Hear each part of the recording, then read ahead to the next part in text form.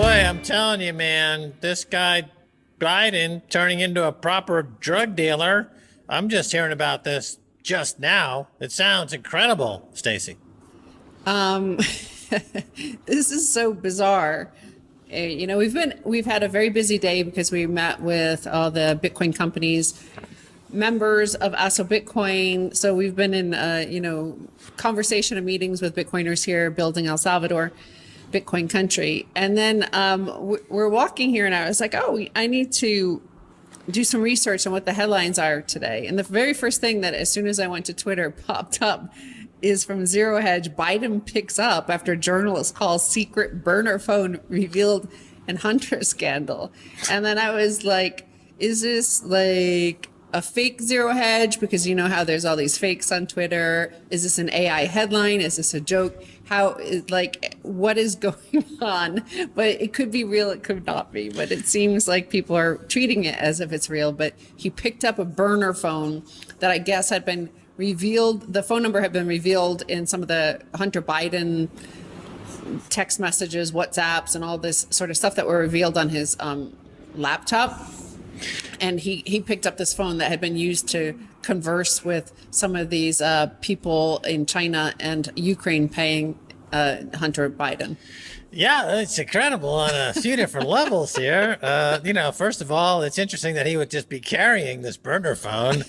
And the other thought that came to mind was, maybe Joe Biden is faking his dementia and that he's really a criminal mastermind. Oh. That famous mafia guy, I think it was Joe Gallo, who faked being crazy and he used to walk around Greenwich Village and talking to himself in his pajamas. Yes. To protect himself from being prosecuted as a crazy person. Yes. I'm pretty sure it's not Joe Gallo. It'll come to me in a second, but he's a famous mafioso. He was in some TV series. They had a character based on him.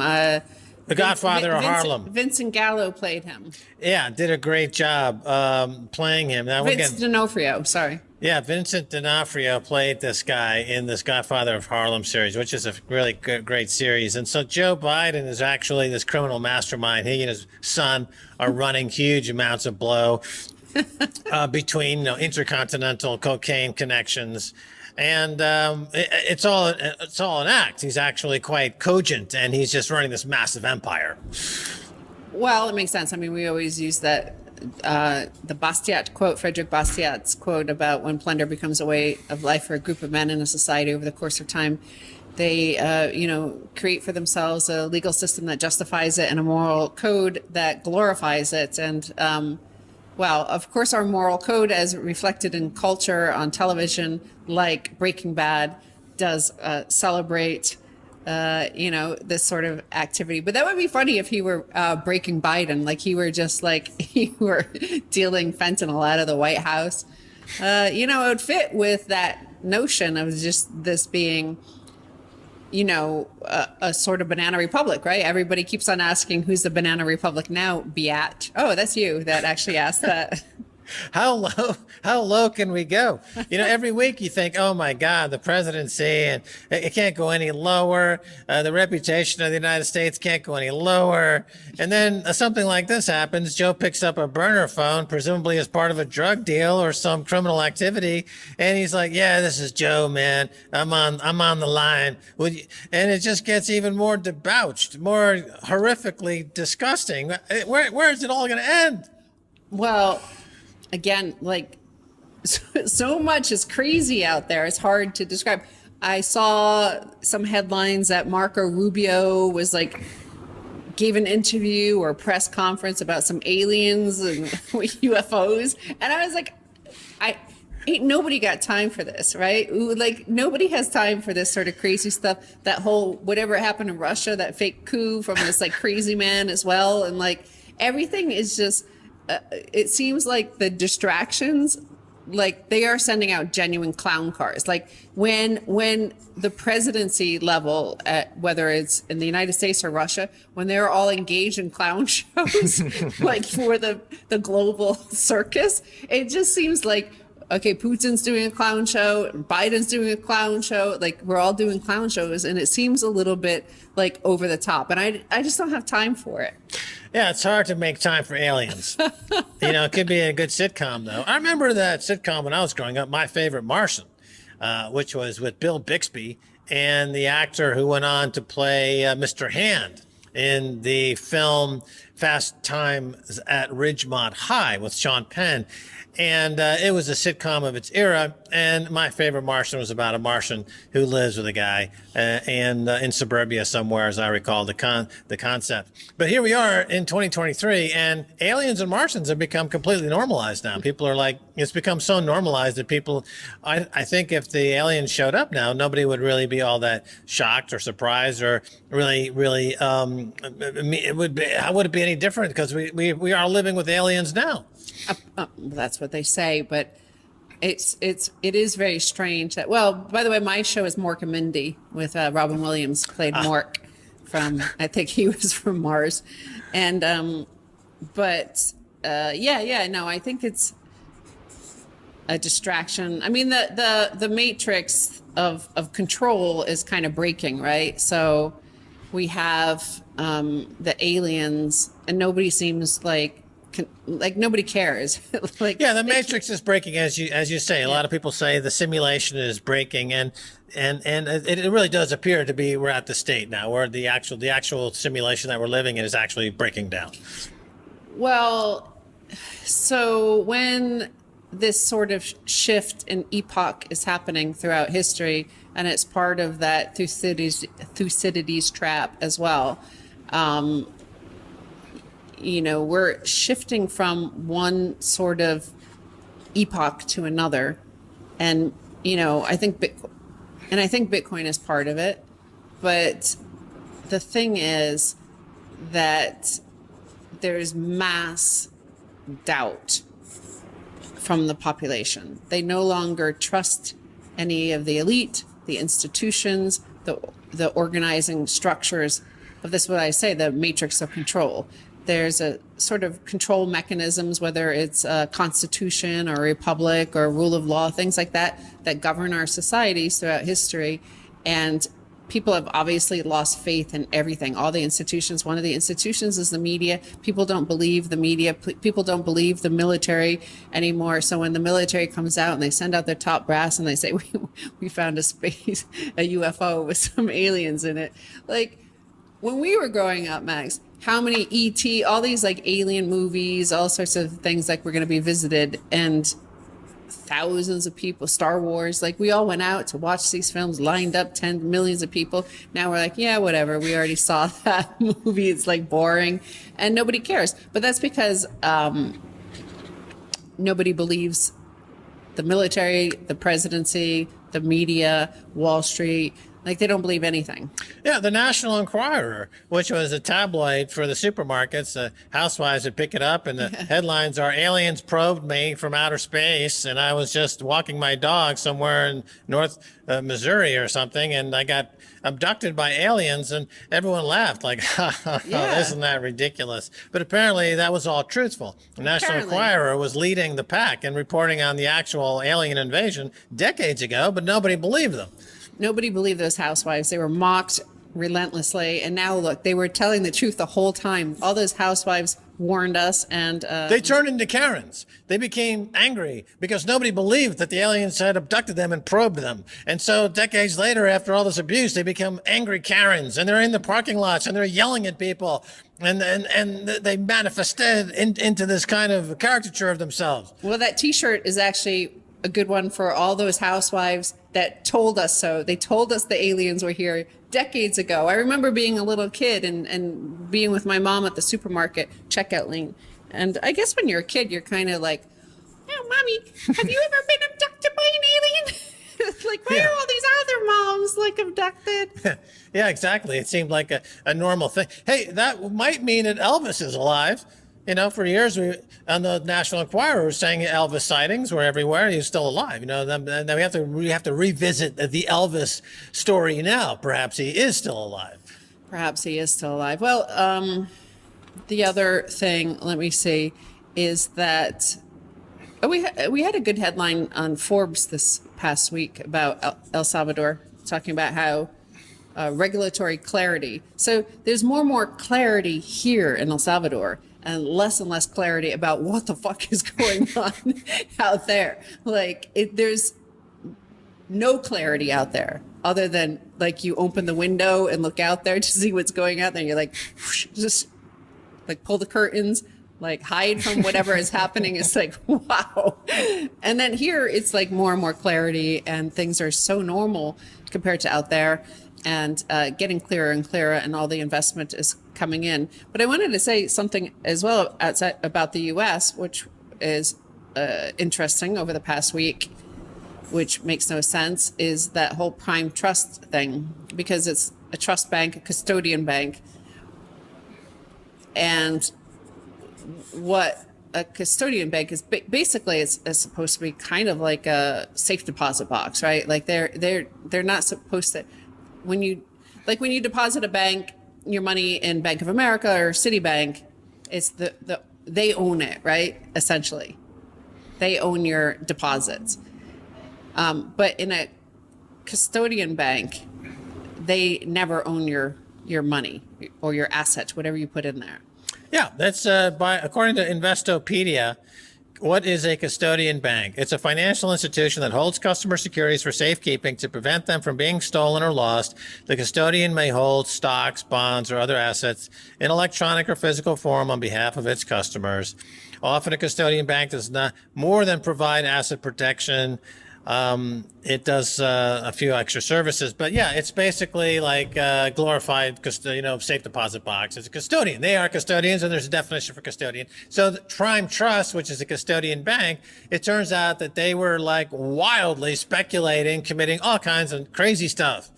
Well, I don't know they were trying to cover up the loss of funds. So they're supposed to custody your assets, and they were custodying Bitcoin for many Bitcoin companies, including Swan, including Strike, including like loads of big companies in the past year.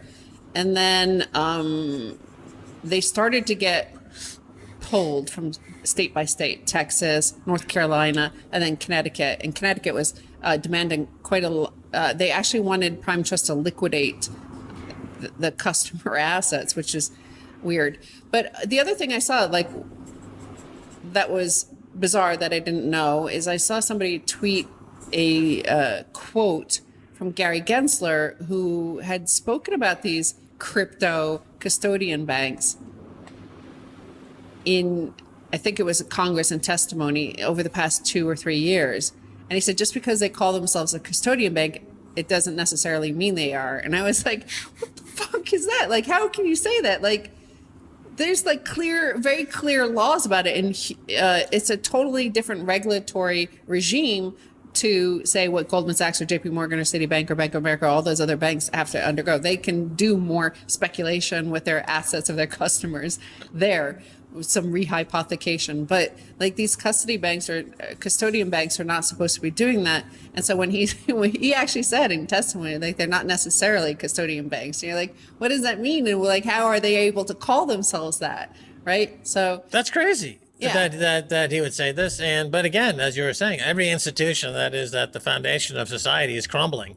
And none of these words mean anything. Custodian bank, it doesn't mean anything. Prime trust, of course, it's totally untrustworthy.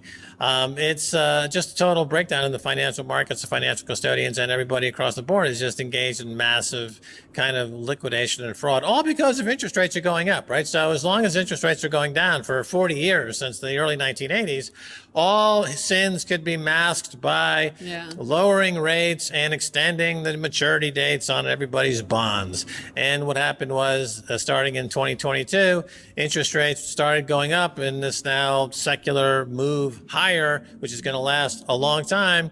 And you can't taper a Ponzi scheme. So all of the bad apples are now being exposed, and they're all contagiously connected to each other. And so this is just going to keep going, and banks are still in jeopardy, and we're nowhere near the end of this cycle.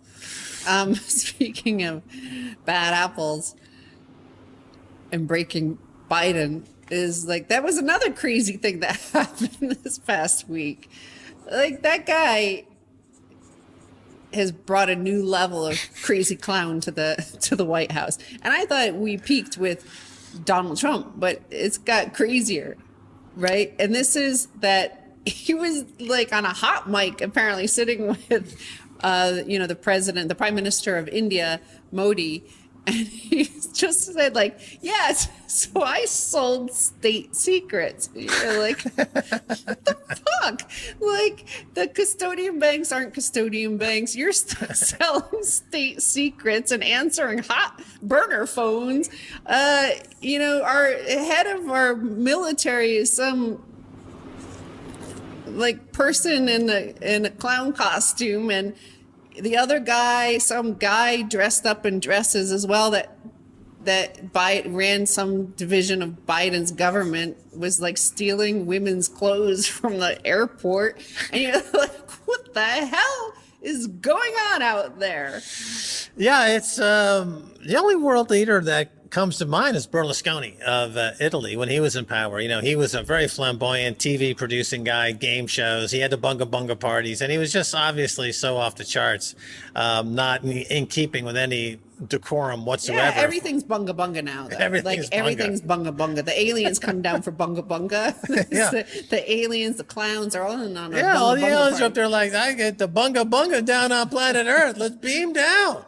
And they're here, and it's become like this enormous. The scandals are just on top of scandals, and they're all kind of bleeding into each other. That's where it they gets don't crazy. even feel like scandals anymore. There Yeah. used to be a time when you're like, oh my God, I can't believe the president did this. And you're like, breaking news, Joe Biden answers a burner phone. And you're like, yeah, it makes sense.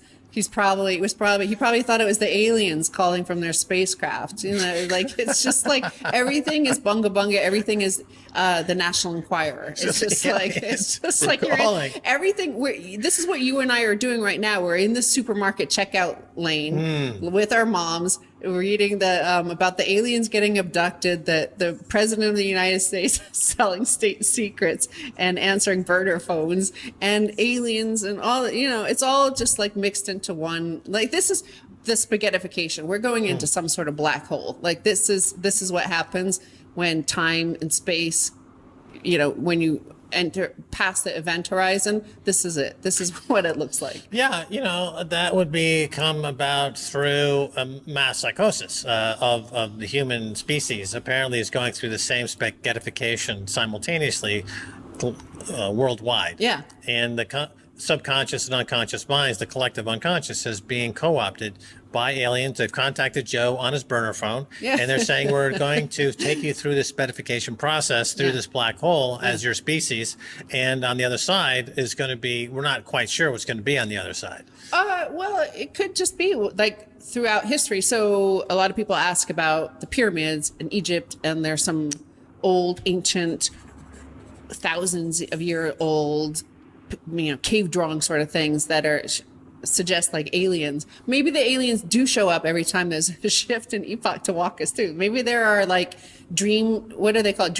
Not dream catcher, but the guy, the vision, the guy who watches you while you're hallucinating on hallucinogenics out in the jungle. Like a trip minder. Trip minder. They're trip minders. Maybe these are just trip minders. With the humans finally are trip sitters. Trip sitters. They got to the point where the mass psychosis from social media has led to a psychedelic breakdown, and the aliens are the trip minders, and they're here to guide us through, as they've done before in ancient Egyptology. They've seen this act before. This is a simulation. They know when to enter the game. They already saw the vibes. Like, I don't know what moment it was, but they knew when to start arriving. They started arriving to trip sit us through this next phase. They're like, they're going on to the next stage of this game, and things get funky, so we're going to walk them through. Yeah, you mentioned ancient Egypt there, and I was kind of actually thinking the same thing, because it's a time in history where you look back and it was very cosmic going on, and the pyramids are like trippy, and they're facing different planets, and they're impenetrable. They're still finding the different ways in and out of it, and they have magic potions, and it seemed like and the way that leaders were revered or not revered, and they had godlike powers. And so this is like similar 5,000 years in the making. So we've had this level of pyramid scheme of fiat money generating aliens who are beaming down from a spacecraft, calling Joe Biden on his burner phone and seeking to purchase a lid of marijuana or maybe an 8-ball of blow. You're speaking from the 70s there. Like all those terms are very old fashioned. Yeah, Yes. no, and all the spaghettification process, we could see it We in the prefer vintage. These are vintage Your terms. vintage terms. I get Vintage, it. like, yeah. Yeah. Well, this is when, that's so vintage that you used to mock aliens visiting housewives back then. Now Right. it's just like, it's not funny anymore. It's not funny when they call the president of the United States on a burner phone. That's a different level of scary, right? But there's Yeah. a sort of, well, that's actually a good way to put it, because, when we entered the Enlightenment and these new ideas were coming out, and, the Enlightenment thoughts are similar to what we're going through right now, that Bitcoin introduced into the world, and it led to the people no longer seeing these god kings, right? So the king of France was not appointed by God. He was just one of us. And then what happened? Like, once you realize that you've been worshiping this guy or giving him all sorts of divine rights, and he accepted from you, then you get angry, and they chopped off his head. Here now, like, people are like, wait, like, we had respect for this office of the president of the United States. You're an empire, you're an emperor, but you get abducted just like housewives, like, and answer telephone calls from aliens. Like, you're just a normal Joe. That's right. Joe from Scranton, Ohio, Pennsylvania. Normal guy. Yeah. I guess we should have started to be suspicious when he had that friend that used to grow up with corn pop that he was obsessed with. I mean, I think that was the tip-off that this guy was already, that was possibly the first alien abduction experiment that he had. And but here in El Salvador, it's kind of the opposite. Everybody is completely optimistic, and things are getting done. The president's completely normal, and his policies are what you could call common sense policies, where the common sense ideas are getting traction and people are benefiting by it. He's not the sort that gets abducted by aliens. No. Like, Joe Biden gets abducted by aliens because, like, his mind is not strong, right? You need a Right. strong mind to resist the aliens. That's how they enter, through the black holes in your thoughts, the black holes in your framework of looking at the world. Right. And so if your brain is penetrable, they'll come in. And, here in El Salvador, we have a moat, we have a citadel, and we have a president with an impenetrable brain. Yeah, the aliens can't get in there. Thank goodness. And everyone's benefiting by the lack of alien infestation in the leadership of this country. Certainly, it's proven to be a winning ticket.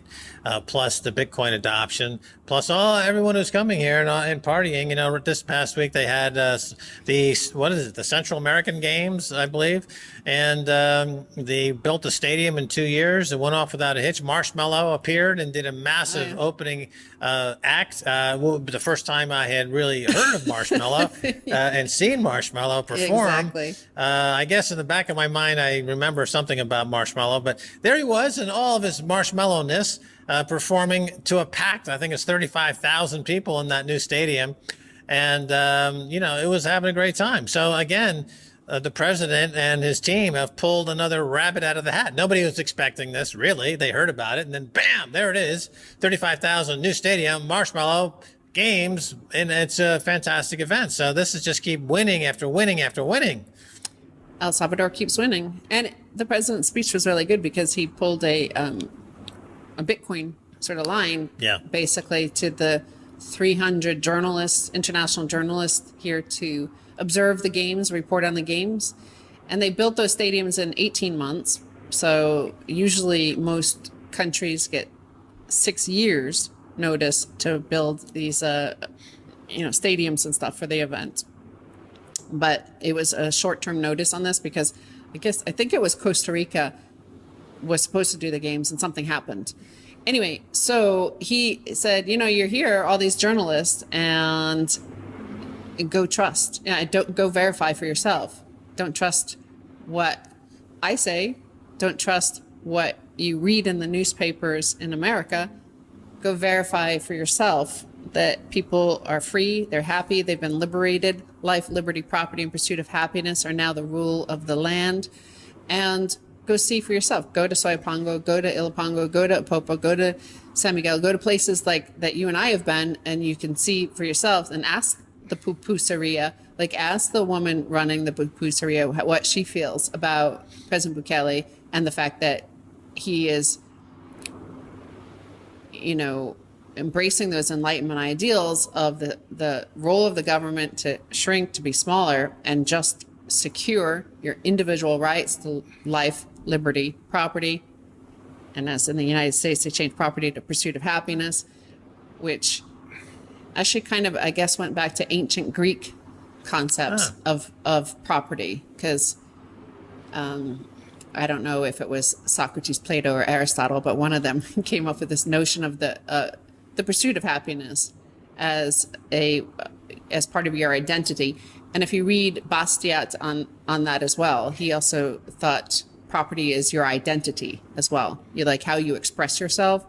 And yeah, happiness was a real philosophical endeavor back in ancient Greece, right up there with virtue and honor and what constitutes happiness. Yes. And it's only in the modern era where happiness has been reduced to the happy meal. Fake smiles. The fake smile. Yeah. Come on, be happy. Getting drunk. Yeah. Yeah. So this was, I think you're right, that it draws on this tradition in terms of replacing property with pursuit of happiness in the U.S. Constitution, whereas in here, I think there's more of a leaning on this idea of property. It's property. Yeah, because if it's in that's what Bastiat wrote in the law. So the role of the law and the government in protecting from plunder, and so this is, he said, life, liberty, and property. These are the all humans are endowed with this at birth, that you have the right to life, liberty, and property. Property is a way for you to manifest yourself into the world and express yourself as an individual to the world. If you want to live in an orange house, you live in an orange house. That's you. That's who you are. If you want to wear orange sneakers like Max, that's his brand. That's your property. That's part of your identity. Right. Well, the president here is a guy who is not the traditional politician. That's been my observation. He genuinely wants to get government out of people's lives in a lot of ways, and just let the people do what they do best, which is life, liberty, and property. And if you just give room for that, and of course the big issue here for the past year has been security, and that's been wildly successful in making now El Salvador the safest country in the Americas, even safer than Canada. And that has an incredible knock-on effect, because people who are afraid to come out of their house for literally decades are out, and they are communicating. They're assembling, they're talking, they're forming associations, they're getting neighborhoods together, they're starting companies, they're rallying, and their communities are strong. And that just has, from a place of really dead stop, every single incremental gain of even 1% is huge on a percentage. It's just a huge gain, and you feel it, and you enjoy it, and you want to do more. That's right. Well, this is the El Salvador is Winning podcast. And no, I actually do want to say, because it seems like a few days ago, but it was only this morning, I guess, because I did wake up at 4 a.m. So I was tweeting that the numbers, they report the numbers daily about the number of homicides in the day.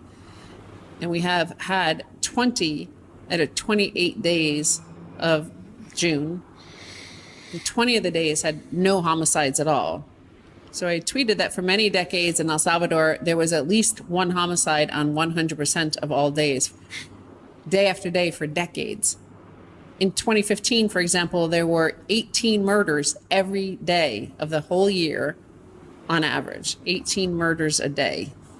So to go 20 days out of 28 with no murders at all. Now, so far in June of 2023, nearly 72% of days have passed without any homicides at all. Peace at last. You know, the country has been seeking peace. People want peace. There's been peace accords back in 92 that never really happened. There was just a way to divide up the plunder between two parties, as is often the case.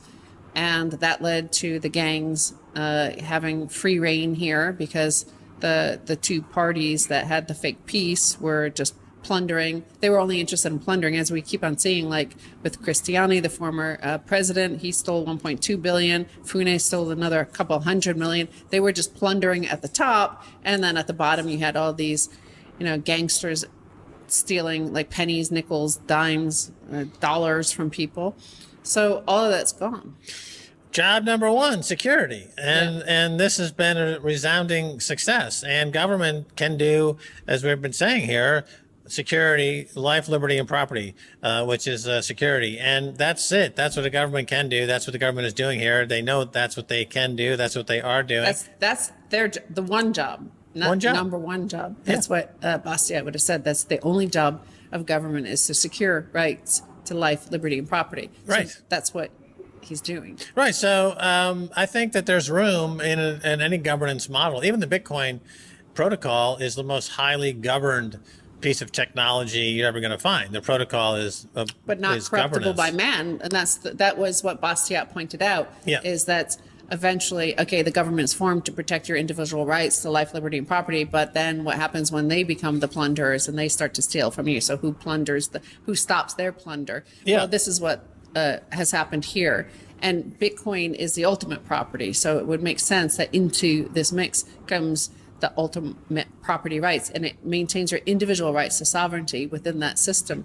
So previously, with the Enlightenment, what the United States had done was introduce the Constitution, which is supposed to enshrine your rights. It wasn't the Constitution itself that gave you the rights. It was just saying, like, these are your rights, and we're here, the government, we're supposed to, secure these rights for you.